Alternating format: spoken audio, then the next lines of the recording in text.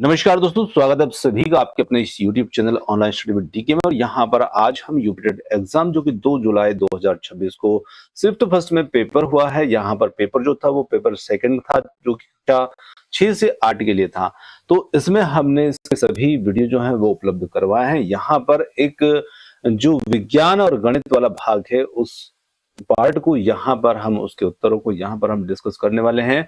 तो चलिए बिना देर किए स्टार्ट करते हैं और देखते हैं क्या आपके उत्तर रहे, क्या पेपर रहा और कितने उत्तर आपके सही होते हैं, ये आप कमेंट्स में जरूर बताइएगा।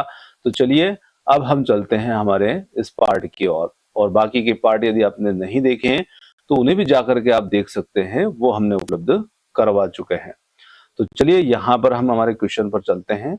और साइंस का जो हमारा मैथ्स का और साइंस का पार्ट है वो यहाँ पर हमें देखने को मिलेगा। जो हमारा मैथ्स और साइंस का पार्ट है जो कि भाग 4 है, और इसमें किस प्रकार के प्रश्न आए थे, किस प्रकार इनका उत्तर होगा, वो यहाँ पर हम डिस्कस करने वाले हैं। तो देखिए यहाँ पर मैथ्स के जो क्वेश्चन है, क्वेश्चन को का जो सॉल्यूशन रहेगा, डिटेल सॉल्यूशन रहेगा, वो आपको एक नए वीडियो के रूप में मिल जाएगा। क्योंकि यहाँ पर प्रश्न साइंस और मैथ्स दोनों के कंप्लीट होंगे, तो यहाँ पर थोड़ा सा समय इसमें ज्यादा लग सकता है। इसलिए हम सिर्फ यहाँ पर हमारे जो मेन आंसर होंगे उनको ही यहाँ पर हम डिस्कस करने वाले हैं कि ये हमारा उत्तर इस प्रश्न के लिए सही बना है। देखिए यदि 2 की पावर x है प्लस 2 की power x plus 2 is equal to 80 है, तो यहाँ पर x का मान क्या होगा। तो देखिए इस प्रकार के प्रश्न को जब आप सॉल्व करेंगे तो यहाँ पर इसको सॉल्व करने पर हमें इसका जो सही उत्तर निकल करके आएगा वो आएगा ऑप्शन नंबर फर्स्ट, जो कि यहाँ पर 4 जो था वो बिल्कुल इसमें करेक्ट था। अगले प्रश्न की बात करें तो अगला प्रश्न था यहाँ पर 10 मीटर भुजा वाला एक घनाकार टैंक ऊपर से खुला है। टैंक के अंदरूनी सतह को 5 रुपए प्रति वर्ग मीटर की दर से रंगा जाना है। इसके लिए कुल लागत की यहाँ पर बात की जाए तो यहाँ पर इस प्रश्न को जब हम हल करेंगे तो यहाँ कुल लागत जो होगी वो हमारे लिए इसमें 2500 रुपए जो होगी वो निकल करके आएगी, है ना। क्योंकि टैंक क्या है, ऊपर से खुला है, तो सतह यहाँ पर कितनी हो जाती है, 5 सतहें हो जाती है। 4 तो दीवारें और एक नीचे का तल हो जाता है। और एक जो वर्गाकार सतह है वो कितनी है, 10 की है ना। तो एक वर्गाकार सतह का क्षेत्रफल कितना हो जाता है, 100, और 5 सतह है तो ये हो जाएगा 500, और कुल लागत 5 रुपए प्रति वर्ग मीटर है तो 2500 हो जाएगा। ये हमारा उत्तर जो होगा निकल करके आ जाएगा। चलिए बहुत अच्छा प्रश्न था और बहुत सरल सा था, पर यहाँ पर थोड़ा सा ऊपर के भाग जो है वो खुला है, वो आपको ध्यान इसमें रखने की बात थी। अगला प्रश्न था किस मान के लिए के समीकरण एक्स स्क्वायर माइनस के प्लस 3 इंटू एक्स प्लस के प्लस 2 बराबर 0 के समान मूल होंगे। तो यहाँ पर इस प्रश्न के लिए हमारा जो उत्तर होगा वो होगा ऑप्शन नंबर बी, जो कि यहाँ पर होगा -1। चलिए अगले प्रश्न पर बात करें। एक वृत्त में व्यास द्वारा वृत्त पर किसी भी बिंदु पर बनाया गया जो कोण होता है वो कैसा होता है। तो यहाँ पर निश्चित रूप से वो कोण जो होता है वो होता है समकोण। ऑप्शन डी यहाँ पर हमारा उत्तर हो जाएगा। आगे लेते हैं। अगला प्रश्न था एक ऐसा के ज्ञात करें, जो कि समीकरण यहां पर दे रखी थी एक्स स्क्वायर माइनस 2 के प्लस 0 के भिन्न वास्तविक मूल हो। तो यहां पर इसके लिए जो विकल्प बी होगा हमारा के इज ग्रेटर देन 0, यहां पर हमारा उत्तर होगा, है ना। क्योंकि भिन्न और वास्तविक मूल के लिए जो हमारा डी है वो बड़ा होना चाहिए 0 से, तो उसी प्रकार से यहाँ पर की जो है बड़ा होना चाहिए। अगला प्रश्न यहाँ पर था एक सर्वेक्षण दल एक आयताकार भूखंड का माप लेता है। भूखंड की लंबाई 35 मीटर है और दो विपरीत कोनों को जोड़ने वाला विकर्ण 37 मीटर है। भूखंड की चौड़ाई ज्ञात यहाँ पर कीजिए। तो यहाँ पर भूखंड की चौड़ाई को यदि हम देखें तो यहाँ पर प्रश्न के लिए जो 12 मीटर होगा वो बिल्कुल यहाँ पर हमारा सही उत्तर होगा, ऑप्शन बी। अगला प्रश्न आता है यहाँ पर x plus 1 upon x is equal to 7। तो यहाँ पर x square plus 1 upon x की पावर 5 का मान यहाँ पर ज्ञात कीजिए। तो यहाँ पर इसका जब हम सॉल्यूशन निकालेंगे तो यहाँ पर इसका जो हमारा सही उत्तर निकल के आएगा वो आ जाएगा ऑप्शन डी के साथ में 15,160। 27। यहाँ पर डी विकल्प जो होगा वो यहाँ पर उत्तर होगा। अगला प्रश्न है, यदि किसी संख्या को 60% बढ़ाया जाए और फिर 10% घटाया जाए तो कुल प्रतिशत परिवर्तन यहाँ पर कितना हो जाएगा। तो देखिए यहाँ पर पहले 60% बढ़ाया जाता है, फिर 10% यहाँ पर घटाया जाता है ना। तो यदि हम इसको सॉल्व करेंगे तो यहाँ पर 44% जो होगी वो यहाँ पर वृद्धि इसमें निकल के आएगी। तो यहाँ पर डी विकल्प जो होगा वो इसमें उत्तर होगा। 10 प्रेक्षणों का औसत जो है वो 25 है, एक को हटाने पर औसत 24 हो जाता है, तो हटाया गया मान हमें बताना है। तो यहाँ पर देखिए 10 प्रेक्षण है और 10 प्रेक्षणों का जो योग है, 10 प्रेक्षण का औसत 25 है, तो योग कितना हो जाएगा इनका 10 प्रेक्षणों का, 25 गुणे 10 करेंगे 250 हो जाएगा। और एक प्रेक्षण हटा देते हैं तो फिर प्रेक्षण कितने बचेंगे, 9 बचेंगे। और फिर यहाँ पर औसत कितना हो जा रहा है, 24 हो जा रहा है। तो यहाँ पर हमने 10 का औसत जो योग निकाला था वो 250 था, और 9 का निकालेंगे तो ये निकल के आ जाता है यहाँ पर 216। इससे इसको घटा देते हैं तो यहाँ पर ऑप्शन सी के रूप में 34 जो होगा वो हमारा उत्तर हो जाता है। चलिए, बहुत अच्छे प्रश्न जो थे वो देखने को मिले थे पेपर में। और अगले प्रश्न की बात की जाए तो एक बाह्य बिंदु P से वृत्त पर दो स्पर्श रेखाएं PA और PB खींची गई हैं जो A और B को स्पर्श करती है। यदि PA बराबर 12 हो तो PB का मान जो था वो हमें यहाँ पर इसमें निकालना था। तो निश्चित रूप से यहाँ पर इसका जो मान होगा वो सी विकल्प के साथ में 12 सेंटीमीटर जो होगा वो इसमें उत्तर निकल करके आएगा। मूल्यांकन करना अगला प्रश्न जो था वो था, और इस प्रश्न के लिए यहाँ पर हम यदि इसका उत्तर को देखें तो यहाँ पर इसका ए विकल्प जो होगा 5 + 2√6, ये बिल्कुल यहाँ पर सही उत्तर था। अगला प्रश्न था, दो मात्राओं का गुणनफल 1440 है, उनका महत्तम समापवर्तक यहाँ पर 18 है, तो उनका लघुत्तम समापवर्तक जो है वो यहाँ पर हमें इसमें निकालना था। तो यहाँ पर 80 जो होगा वो बिल्कुल प्रश्न के लिए यहाँ पर उत्तर होगा। चलिए आगे देखिए, अगला प्रश्न था, किसी धनराशि पर 2 वर्षों के लिए चक्रवृद्धि ब्याज और साधारण ब्याज का जो अनुपात है 26:25 है, तो वार्षिक ब्याज दर यहाँ पर जो थी वो हमें याद करनी थी, जो कि यहाँ पर निकल कर आएगी 8% इस प्रश्न के लिए। और अगले प्रश्न की बात की जाए, बिंदु ABC के द्वारा बने हुए त्रिभुज का प्रकार यहाँ पर हमें ज्ञात करना था, और इस प्रकार के त्रिभुज का प्रकार यहाँ पर हम ज्ञात जब करेंगे इसके मानों को रख करके, तो यहाँ पर ये त्रिभुज जो बनेगा समकोण विषमबाहु त्रिभुज बनेगा, जो कि होगा ऑप्शन ए यहाँ पर उत्तर। अगले प्रश्न पर चलते हैं। अगला प्रश्न था, यदि एकांतर आंतरिक कोण बराबर है तो दोनों रेखाएं जो होंगी वो किस प्रकार की होंगी। तो यहाँ पर दोनों रेखाएं जो हो जाएंगी वो समांतर हो जाएंगी। और अगले प्रश्न की बात करें, प्रश्न नंबर 106 की, तो 106 नंबर वाले प्रश्न के लिए यदि हम देखें तो यहाँ पर हमारा जो उत्तर निकल के आता है वो आ जाता है ऑप्शन नंबर डी के रूप में 5, यहाँ पर इसमें उत्तर निकल के आएगा। और प्रश्न नंबर जो था 107, यहाँ पर प्रश्न नंबर 107 के लिए यहाँ पर हमारा जो उत्तर हो जाता है वो हो जाता है ऑप्शन सी के साथ में 14। अगला प्रश्न था, 4 निष्पक्ष सिक्के एक साथ उछाले जाते हैं, यह ज्ञात कि कम से कम 2 हेड आते हैं और ठीक 3 हेड आने की प्रायिकता यहाँ पर क्या होगी। तो यहाँ पर प्रायिकता जो होगी आप बी होगा, जहां पर 4/11 जो होगा वो हमारे प्रश्न का उत्तर होगा, है ना। ऑप्शन बी यहाँ पर उत्तर होगा 4/11। चलिए अगला प्रश्न लेते हैं, यदि एक एक्स एक परिमेय संख्या है जिससे एक्स स्क्वायर एक पूर्णांक है, निम्न में से कौन सा यहाँ पर अवश्य सत्य होगा। तो यहाँ पर जो सत्य होगा वो हो जाएगा ऑप्शन फर्स्ट, एक्स सदैव एक पूर्णांक है। अगले प्रश्न पर बात करें, चक्र चतुर्भुज में कोण ए बराबर 70 डिग्री, बी बराबर 80 डिग्री और कोण डी का मान यहाँ पर हमें ज्ञात करना है। तो कोण डी के लिए मान यहाँ पर ऑप्शन बी के साथ में 100 डिग्री जो होगा 100 डिग्री, ये उत्तर इसमें निकल के आएगा। आगे बात की जाए प्रश्न नंबर 111 की, 111 के लिए यहाँ पर हमारा जो विकल्प बी होगा, जहां पर 6 सेंटीमीटर जो है यदि पी ए बराबर 3 सेंटीमीटर और पी बी बराबर 12 सेंटीमीटर है तो पी टी का जो मान है वो यहाँ पर हमें निकालना है, और पी टी का जब हम मान निकालेंगे तो यहाँ पर निकल के आएगा 6। चलिए आगे लेते हैं अगले प्रश्न को।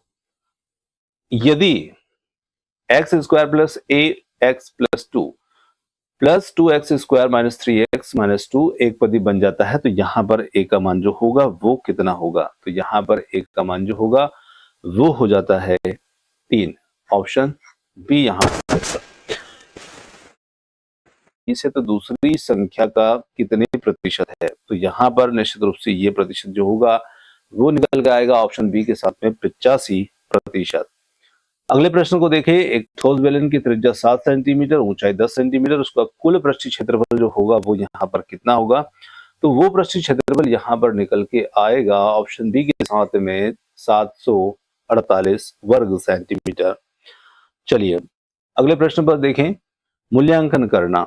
तो यहाँ पर प्रश्न के लिए हमारा जो सही उत्तर आएगा वो आएगा ऑप्शन बी, यहाँ पर 2√2 प्लस √5।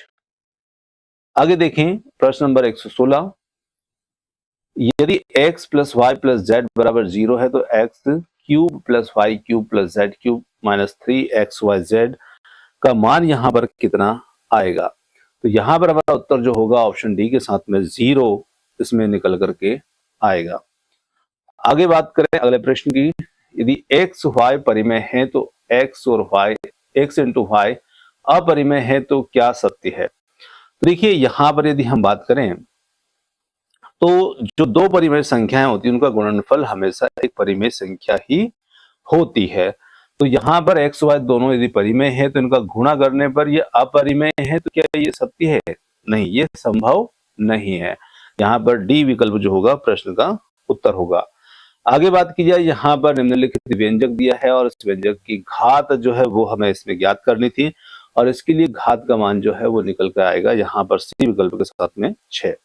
आगे बात करें यहाँ पर प्रश्न नंबर 119 की। यदि x प्लस वाई बराबर 9 है और x square plus y square बराबर 65 हो तो x इंटू वाई का मान जो है वो हमें यहाँ पर निकालना है, और इसके लिए यहाँ पर विकल्प ए जो होगा 8, ये हमारा इसमें उत्तर हो जाएगा। अगला प्रश्न था, डेटा दिया था यहाँ पर 10 15 x 25 30 की मध्यिका 20 है तो मध्यिका 20 है तो x का मान ज्ञात करें। तो यहाँ पर बिल्कुल जो x का मान होगा वो भी 20 यहाँ पर रहेगा, तो मध्यिका भी यहाँ पर 20 ही रहेगी, क्योंकि 2 इधर है 2 इधर है, और यहाँ पर आप 20 रखते हैं तो 20 ही यहाँ पर मध्यिका के रूप में रहेगा। अगला प्रश्न था, यदि कम सांद्रता में कार्बन मोनोऑक्साइड को कार्बन डाइऑक्साइड की तुलना में मानव स्वास्थ्य के लिए अधिक खतरनाक क्यों माना जाएगा? तो यहाँ पर हम कह सकते हैं कि जो हमारा विकल्प बी है यह हीमोग्लोबिन के साथ में मजबूती से जुड़ जाती है और कार्बोक्सी हीमोग्लोबिन बनाती है, जिससे रक्त में ऑक्सीजन का परिवहन जो होता है वो कम हो जाता है निश्चित रूप से। इसलिए कार्बन मोनोऑक्साइड जो होती है वो ज्यादा हानिकारक होती है। आगे देखें अगला प्रश्न था, यहाँ पर स्टेम शिक्षा को मुख्य रूप से एकीकृत दृष्टिकोण माना जाता है क्योंकि यह सबसे बेहतर तरीके से विज्ञान, प्रौद्योगिकी, इंजीनियरिंग और गणित को एकीकृत ढांचे में पिरोता है, जिसका उद्देश्य वास्तविक दुनिया की समस्याओं को हल करना। यहाँ पर बी विकल्प था इस प्रश्न के लिए बिल्कुल सही उत्तर। उसी प्रकार से आगे बात की जाए, यहाँ पर मूत्र निर्माण के लिए जिम्मेदार, तो निश्चित रूप से नेफ्रॉन जो होंगे वो जिम्मेदार होंगे। और अगला प्रश्न जो था, 4 किलोग्राम द्रव्यमान का एक पिंड 8 मीटर प्रति सेकंड की गति से चलते हुए 2 सेकंड में एक समान रूप से विराम अवस्था में लाया जाता है, इस पर लगाए गए मंदक बल का परिमाण क्या होगा? तो यहाँ पर इसके लिए हमारा जो सही उत्तर हो जाता है वो हो जाता है ऑप्शन फर्स्ट के साथ में 16 न्यूटन। चलिए अगला प्रश्न था, विज्ञान शिक्षण पर एनसीईआरटी की स्थिति पत्र के अनुसार विज्ञान शिक्षा में प्रयोगशाला कार्य को मुख्य रूप से इसलिए आवश्यक माना जाता है क्योंकि यह, तो यहां पर हम कहेंगे हाथों से किए जाने वाले और खोज परक कार्यों के माध्यम से अवलोकन, प्रयोग कौशल और निष्कर्ष निकालने जैसी प्रक्रियाओं का विकास करता है। ये इसमें बिल्कुल सही था। प्रश्न 126 था, वायुमंडल निम्नलिखित में से कौन सा मानक परिस्थितियों में पृथ्वी के वायुमंडल के आयतन के अनुसार ऑक्सीजन का अनुमानित प्रतिशत यहाँ पर है? तो यहाँ पर हम कह सकते हैं डी विकल्प जो होगा 21% यहाँ पर उत्तर होगा। निम्नलिखित में से कौन सी एक सदिश राशि है जो किसी पिंड पर लगाए गए शुद्ध बल के समान दिशा में कार्य यहाँ पर करती है? तो यहाँ पर उत्तर हो जाता है त्वरण। जी हाँ, त्वरण इस प्रश्न के लिए यहाँ पर हमारा उत्तर हो जाएगा। अगला प्रश्न था, हवा में यात्रा करने वाले ध्वनि तरंगों को किस प्रकार की यांत्रिक तरंगों के रूप में वर्गीकृत किया जाता है? तो यहाँ पर हम कह सकते हैं अनुदैर्घ्य तरंगे, जो कि है विकल्प सी में। यहाँ पर ये इस प्रश्न का उत्तर हुआ। आगे देखें, आर्कियो को यूके बैक्टीरिया से एक अलग डोमेन में मुख्य रूप से इन अंतरों के आधार पर वर्गीकृत किया गया है। तो किसके आधार पर? तो यहां पर हम देखें ईथर लिंक्ड झिल्ली, लिपिड और अद्वितीय राइबोसोमल आरएनए अनुक्रमों का होना, इस आधार पर वर्गीकृत किया गया। तोड़े गए कपास के गोलों से कपास के रेशों को बीजों से अलग करने की जो प्रक्रिया होती है उसे हम क्या कहते हैं? बहुत अच्छा प्रश्न था, और प्रश्न जो था वो काफी सरल भी था। तो देखिए, कपास के गोलों से कपास के रेशों को बीजों से अलग करने की प्रक्रिया। तो यहाँ पर प्रश्न के लिए उत्तर हो जाता है ऑप्शन फर्स्ट, जीनिंग। देखिए, स्काउरिंग जो होता है, स्काउरिंग क्या होता है? ये ऊन की सफाई को कहा जाता है ना। और जो कपास होते हैं, कपास के बीजों को कपास अलग करने की जो प्रक्रिया होती है उसे हम जीनिंग कहते हैं। चलिए, बेकेलाइट को थर्मोसेटिंग प्लास्टिक के रूप में वर्गीकृत किया जाता है क्योंकि यह, तो यहां पर हम कहेंगे कि ये एक बार जम जाने के बाद पुनः इसे ढाला नहीं जा सकता। थर्मोसेटिंग प्लास्टिक की बात हो रही है ना। बेकेलाइट थर्मोसेटिंग में आता है, और जो एक बार जम जाता है तो उसको फिर से पुनः पिघलाया नहीं जाता है। तो यहां पर डी विकल्प जो होगा वो हमारा इसमें उत्तर होगा। चलिए, निम्नलिखित में से किसका उपयोग ये जांचने के लिए कहता है कि कोई पदार्थ जो है वो अम्लीय है या क्षारीय है? तो यहाँ पर जो लिटमस घोल होता है उसका उपयोग इसमें किया जाता है। अगला प्रश्न था, पृथ्वी के चुंबकीय विषुवत रेखा पर नमन कोण का मान जो होता है वो होता है यहाँ पर 0 डिग्री। और प्रश्न 134 था, किसी गोले की त्रिज्या को मापने के लिए प्रतिशत त्रुटि 2% है, तो उसके परिकलित आयतन में प्रतिशत त्रुटि क्या होगी, यह मानते हुए त्रुटियां जो है वो छोटी है। तो यहाँ पर ऑप्शन बी के साथ में 6% प्रश्न के लिए उत्तर होगा। विज्ञान की अनिश्चितता का तात्पर्य इस विचार से है कि वैज्ञानिक ज्ञान, तो वैज्ञानिक ज्ञान जो होता है वो निश्चित रूप से बेहतर प्रमाण या स्पष्टीकरण सामने आने पर हमेशा संशोधन के लिए खुला रहता है। इसी के साथ में आगे बढ़े, असंरक्षी बलों की अनुपस्थिति में किसी विलगित निकाय की कुल यांत्रिक ऊर्जा जो होती है वो सदैव नियत होती है। तो यहाँ पर विकल्प ए जो होगा वो यहाँ पर उत्तर होगा। कांच को एक अनाकार ठोस के रूप में वर्गीकृत किया जाता है क्योंकि इसमें, तो यहाँ पर हम बात करें इसकी विकल्प डी की, इसका कोई निश्चित पिघलने का बिंदु नहीं होता, ना ही क्रमबद्ध परमाणु संरचना होती है। तो बिल्कुल यहाँ पर डी विकल्प जो था वो प्रश्न के लिए सही था।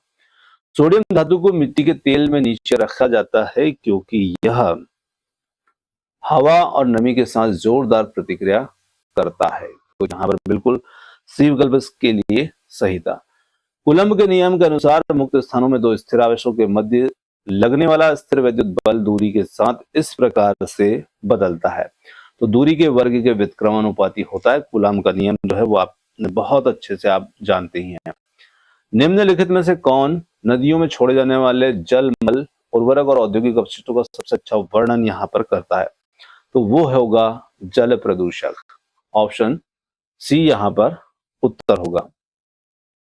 अगला प्रश्न जो था वो था यहाँ पर, एनसीएफ 2005 के अनुसार उपचारात्मक शिक्षण के संदर्भ में नैदानिक मूल्यांकन का प्राथमिक उद्देश्य क्या होगा?